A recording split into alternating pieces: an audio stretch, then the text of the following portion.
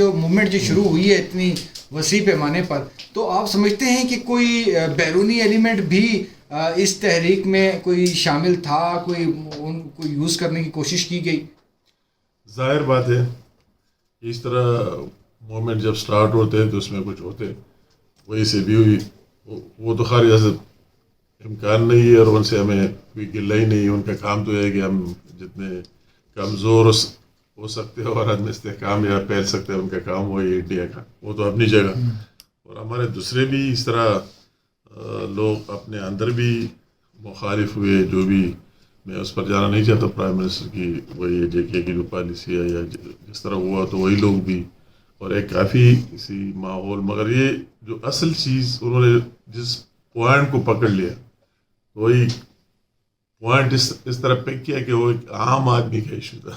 وہ عام آدمی کے ان کی ہو سکتا ہے جن لوگوں نے اسٹارٹ کیا ان کا مقصد یہ نہ ہو کہ یہ ریزالو ہو جائے، اور ان کا مقصد یہ ہو کہ زیادہ سے زیادہ لوگ کس چیز پر نکل سکتے ہیں.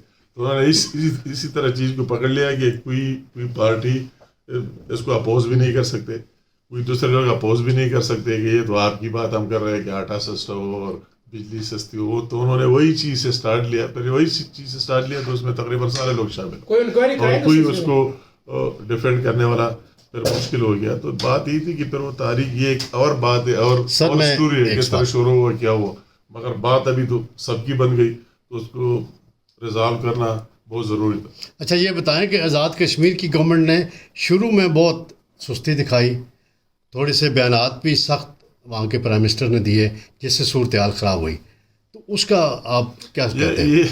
یہ میں تو اشارتاً کا سینئر صاحب یہ طے میں جانا چاہتے ہیں. میں تو اشارتاً کا کہ کوئی اس طرح چیزیں بھی ہو گئی جن سے وہ لوگ بھی خلاف ہو گئے، پارٹیاں بھی خلاف ہو گئی.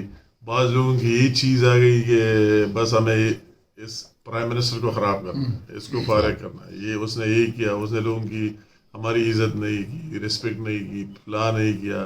اس طرح چیزیں بھی سامنے آ گئی. کل ہماری اپنی پارٹی کی میٹنگ تھی تو میں نے سب کو کہا کہ ایشو تو پرائم منسٹر کا نہیں ہے، ایشو تو پاکستان کا ہے، اسٹیٹ کا ایشو ہے. تو آپ اتنے سینئر لوگ ہیں ہمارے کہ اس میں آپ پرائم منسٹر بھی رہے ہوئی، دوسرے وزیر بھی رہے مختلف عہدوں پر، تو ایشو تو پاکستان کے. ایک انڈیویجول اچھا ہے برا ہے یہ چیزیں ہم بعد میں دیکھیں گے. ان کی سب کی ڈیمانڈ بھی تھی.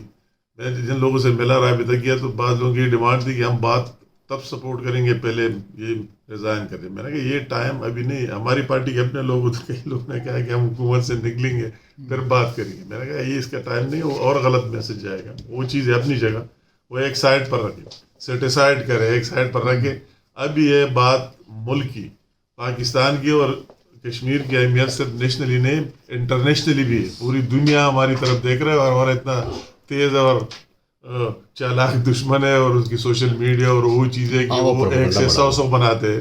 تو اب ایشو یہ ہے کہ اس ایشو کو ریزالو کرنا ہے ہر صورت میں. ان چیزوں میں ہم جانا نہیں چاہتے. تو وزیر اعظم شہباز شریف نے جو پولیس اہلکار جو شہید ہوئے ہیں اور جو زخمی ہوئے ہیں ان کے حوالے سے بھی کوئی بالکل اس نے ان کے لیے بالکل افسوس کا اظہار کیا، دعا کی، اس کی بات کی. کل بھی ہم نے اس کے لیے دعا کی، آج پھر بھی اس کی بات ہو گئی کہ اس نے قربانی تھی اور یہ بھی اور ہم سب کا ہیرو. اچھا سر، ایک یہ کہ یہ 23 ارب روپے کی جو گرانٹ ہے یہ ون ٹائم ہے یا نہیں ون ٹائم نہیں، یہ تو چلتا رہے. وہ تو ابھی اس نے نوٹیفیکیشن جاری کیا، مجھے واٹس ایپ پر آ گئے.